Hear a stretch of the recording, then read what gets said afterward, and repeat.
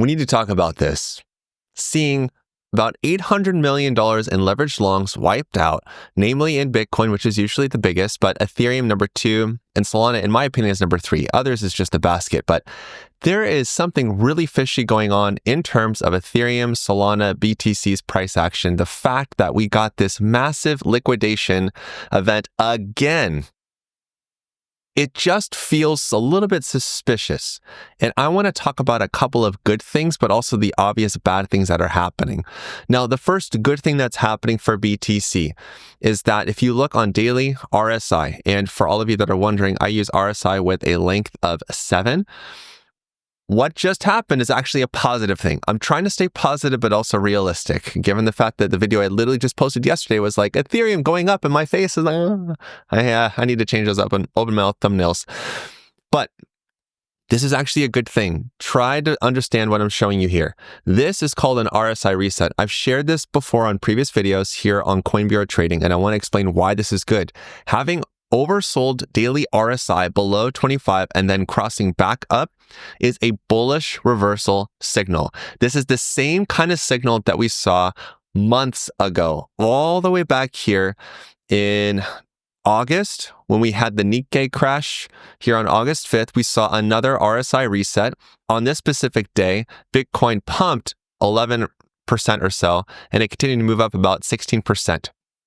We saw another RSI reset here. Note, RSI says 24.74, and then we saw the price of BTC recover about 20%. Of course, it went up a lot higher. And now we're looking at another RSI reset. Now, BTC being up 1% so far, yay, that's great. But the fact of the matter is that Bitcoin actually broke a lot of support levels just now. It's not a good look. This is not the outcome that I was expecting whatsoever, especially if you've been watching my updates. I was expecting BTC to move to the upside, especially with all the good stuff happening. But something, I don't have enough data, and I don't have all the receipts to say, yes, it's exactly this entity that's causing all the selling. But I do want to talk about what's happening in the scope of what is the role of a market maker. And I actually want to go back over here to CoinGlass because this exemplifies my point really well. The role of a market maker, whether it's in cryptocurrency and forex markets and the stock market and commodities, is to provide and to facilitate liquidity. When we're trading on lower volume exchanges, for example, like KuCoin or even Kraken, or I guess you could say Bitfinex, we can look at the same trading pair, BTC USDT, but when we look at the volume that's traded on each of these exchanges, it's going to vary widely. Why? Well, the market wants to trade on specific exchanges. I get that. But there will also be some trading pairs, similar trading pairs on lots of different exchanges, but one exchange is really lagging in behind, or rather lagging in terms of volume that's generated. And the way that they get volume up is they bring on a market maker. The role of a market maker is to provide liquidity in the markets. And sometimes we can see when charts have false signs of volume or liquidity because there are massive, massive gaps in the trading volume. We're not going to see this with Bitcoin, but we will see it with lots of alts, especially low cap alts below the 100 market cap ranking spot, like way down there, right? But here's the question. When we look at this kind of liquidation event, when we see that Solana, Ethereum, Bitcoin being targeted for this dump, in my opinion, it makes me question what is the real end goal here for these market makers? When I think about all of the bullish things that are on paper happening for crypto, on paper happening for Bitcoin, I mean, just a month ago, we were teased by Senator Loomis about this strategic Bitcoin reserve, about a digital asset fund, about all this great stuff. And yet the markets keep dropping.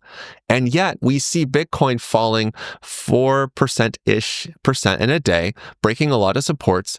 But of course, you know, because of the videos you've been watching from this channel, that with the multiple factor effect, if Bitcoin drops 4%, we're going to see other charts drop a whole lot more. Ethereum was looking great and completely primed for a breakout to the upside.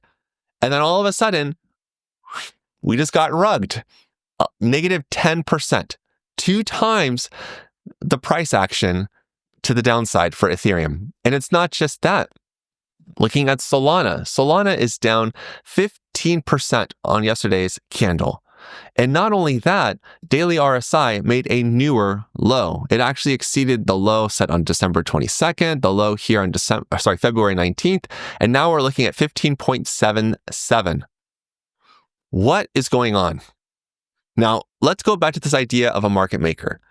The real role and responsibility of a market maker is to provide and facilitate liquidity on a trading pair. But what about the bigger market makers? What about Wintermute? What about the bigger exchanges that are looking for ways to give themselves a quick little bonus? As much as I do appreciate and use many different crypto exchanges because it's basically my only options. I don't really like trading on DEXs, but I do like trading on centralized exchanges. That doesn't mean I have all my crypto on centralized exchanges, but hear me out. Knowing all of the good stuff that's happening right now behind the scenes, apparently, with crypto, with Bitcoin, and we get dumps like this, and I see targeted events specifically focusing on Ethereum, which was recently hacked for $1.4 billion on Bybit. Have all this FUD towards Solana. I made a recent video about that. I'm still not buying the FUD. I'm actually still buying the dip because this seems like an artificial sell-off to me. Now, you do you, boo-boo, but for me, I'm looking at this going, something really smells fishy. And it gets even fishier when we start to pay attention to what other charts have experienced the same level or the same magnitude of this multiple factor effect. And before I show you what those are, I need to remind you that you're on the Coin Bureau Trading channel. My name is Aaron Dishner from the Better Traders. I'm going to share a lot of different charts with you today in this video, and I want to give you an update on what's happening right now in crypto. But before I do, hit the like button, get the likes up, leave a comment with what you've learned in this video. Let's get into it. Now, when I look and compare Bitcoin's price action falling down about 5% yesterday's candle, and then we look at Ethereum down 10%, looking at Solana down 15%, I would expect that pretty much everything is going to be suffering pretty big. Now, it's been a while, admittedly, since I've actually looked at the top 10 market cap, so we're going to pop over here before I give you the goods. Looking at top 10. Got Bitcoin, Ethereum. I leave out stablecoin. They don't deserve to be in these spots. That's my opinion. XRP and BNB, Solana, Doge. Got it. Okay, Cardano. Cool.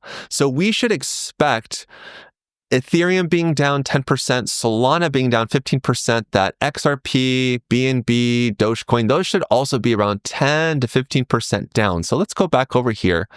Let's take a look at XRP. XRP did see a sell-off yesterday of about 11%. So that's on par with what Ethereum just experienced. But note that we had a nice little bounce right here off of RSI. Not a complete RSI reset, but the price of XRP did fall down to TBO support. I am actually expecting XRP to bounce from here. It's one of the better looking charts right now, despite the sell-off.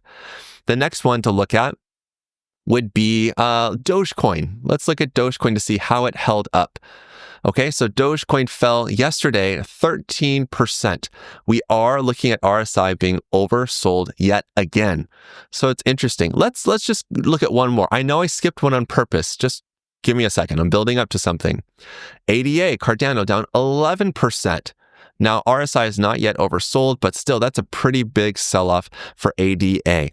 Now, why am I purposely avoiding this one right here? And again, if we go back, we could clearly see that BNB holds the top 5 market cap position right now. Why am I avoiding to show you BNB's chart? Why am I talking about market makers? Why am I talking about Wintermute? Well, when we look at all these different charts, we should expect them to be relatively greater than Bitcoin because they all share a similar theme. Ethereum is a layer 1 competitor. Solana is a layer 1 competitor. Doge is just a meme coin. XRP is kind of a layer 1. It's more to do with banking. ADA is kind of layer 1. You guys can disagree. It's okay. But really, it's what it is in my opinion. BNB is also a layer 1 competitor to a degree. It has its own ecosystem, just like Solana, just like Ethereum. And what I find really weird, what I find very interesting is BNB is only down 6% yesterday on that big fat dump where everything else dropped between 11, 10% to 15, some even 20 or 30%. Of course, there are going to be outliers that are up higher, but this looks weird to me. It looks awfully fishy. And what looks even stranger is it's not actually RSI, it's actually volume. I'm going to go back up here because we're going to focus on volume. And this, by the way, is a free volume indicator that we have at the Better Traders. You don't have to pay anything for it. If you go to, actually, I'll leave a link for it in the description. Hopefully I remember to do it this time. Sometimes I forget. But you can look it up. TBT base to quote currency converter. All it does is it converts the base currency into the quote currency. So that way we know how much USDT is being traded, or rather used for buying and selling BTC, okay? So this is helpful. And we also have a 30 SMA right here as well. That's what this yellow line is. I want you to see this. For BTC USDT on Binance, this is the market with the most trading volume for Bitcoin. Look, volume was above the 30-day moving average right here. It was at 2.9 billion yesterday. It's not derivatives market. It's just the spot market, okay? Look at Ethereum. Ethereum also exceeded. It was above the 30-day moving average. If we go over here to Solana, yes, of course, on this big dump, obviously it's going to be above. It was at $1.1 billion, whereas the 30-day moving average is at about 822 mil. If we go to Doge, this met it. Well, it exceeded it just by a little bit. XRP, this one's actually on Bitstamp. It's not really showing us the best data, but if we go to XRP, on Binance, we're going to see something similar. Again, it's just below it, but it's reached it. How does BNB compare? This is where I'm looking at this going, hold on a second. What SBF style one parentheses, what? We see a 6% candle, negative, red. Volume's only at 222 million though. So you're telling me that we saw volume exceed the 30-day moving average for Bitcoin, Ethereum, XRP, yep, and for Solana, for Doge, for ADA, and for a lot of other coins and tokens. Yet for BNB, it's actually underperforming with all the volatility, with with a major liquidation event, $880 million in liquidated positions, long positions wiped out. And you're telling me that BNB was somehow spared from this? Seems a little suspicious.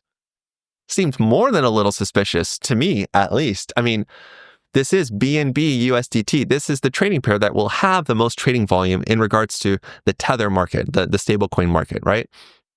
Now, yes, it's oversold. Yes, it looks kind of bad, but still, it's a weird looking chart to me. Something feels awfully strange about this. Now, I know that BNB has recently experienced some demand, especially with CZ talking about his dog, I think broccoli or something like that. And we saw the price of BNB shoot up and pump. It did hit overhead resistance. We saw it tested again on Saturday, and now it's been rejected. I get it. But volume doesn't lie. Price action doesn't lie. It seems to me that, I mean, maybe BNB isn't that desirable compared to everything else. But again, when we look at the top 10 cryptocurrencies, BNB is at number 5. How is it not experiencing more buy pressure or sell pressure rather in a massive liquidation event? It's making me scratch my head a little bit and go, that's really weird.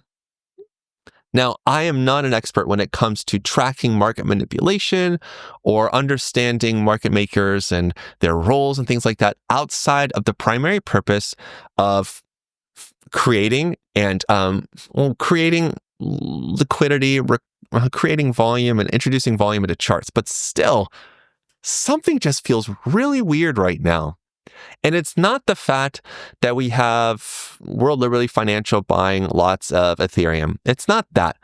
It's not that we have Fidelity buying hundreds of millions of dollars of Ethereum. It's not that we saw Bybit get basically hacked for $1.4 billion worth of ETH and then have all that ETH, basically plugging that hole, and the price doesn't react positively. It just seems like a coordinated attack on a couple of cryptocurrencies, yet some are spared. Now, this is getting a little bit like tinfoil hat style conspiracy level theories, and I don't have any any way to validate what I'm saying. I really don't. Other than to say the charts tell the story every single time. Now, let's talk about where things could go. If Bitcoin does not actually have a nice RSI reset, which I am expecting to have happen today, again, that would be RSI closing above 25, then the next plausible, feasible target for Bitcoin is actually going to be a lot lower than we want. It'll most likely be that CME gap that's way down here at like $75,000 or $78,000. But with that said, we actually have a new CME gap to pay attention to. If we go here to the daily time frame, I have to zoom in just a little bit, but we actually have a CME gap now at $93,570, which I expect to be filled the next couple of days or so, which is a good thing. Ethereum also has a CME gap, has a third one now, right here at 26.23. Again, more reasons for the price to go up because nature hates a vacuum. But still, things are not looking great. I'm going to be really honest with you. On the charts, they don't look great. But knowing the fundamentals of what's happening behind the scenes, it's really hard for me to look at this and be afraid. Now, with that said, I am buying dips. I am still sticking to my trading plan. I am still using and applying DCA. But I want you to understand one thing that sets me apart from the way that you use DCA. When you have a position that is in the smallest amount of profit, even as little as 1%, consider just taking 50% of your position out, especially after you've used a safety trade or a DCA order. The reason for this is simple. When you use DCA, the way that I teach it, the way that I use it, martingale style double down, is that if I'm going to be putting in 2 times at a lower price and the price comes back up and hits my entry zone, I want to remove my risk exposure to that position and take out 50%. Even if it's right there, even if it's just 1% in profit, because I want to de-risk the position in case it continues to fall down. We have PTSD up the wazoo in crypto. We know that this probably won't be the last dump that we're going to see. I don't really know, but what I do know is that I'm going to de-risk every single position that I possibly can after applying a DCA order, because I want to de-risk my exposure to the market so that if the market dumps again, I can buy the dip, do the same thing, and keep DCAing or averaging down my entry every single time. I actually talk about this in a video that's in the playlist over here on Coin Bureau Trading. It's this one, Crypto Trading Strategies I Use to Make Money. This is a great video that talks about 3 different strategies that I'm using even right now to make profit. The other thing I want to remind you of is that while the market is doing everything that it can possibly do to shake us out, I am still long-term bullish for this year. I know you can throw all you want at the screen right now. You can hate me as much as you want, but I've seen this before. I'm not getting shaken out. With that said, I also have a long-term vision for crypto this year, for Bitcoin this year. Not today, not this week, year. When you're in cryptocurrency, you want to have a long-term marathon type mindset. If you're looking at this as a sprint to get rich quick every single trade, you are sorely mistaken. Sometimes you're going to have positions take way longer than you really want them to take profit.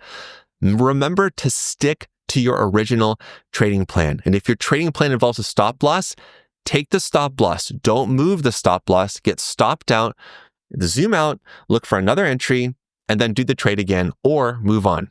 If your trading strategy involves DCA, keep the DCA order where it is, sell on the bounce. You need to be disciplined in moments like this.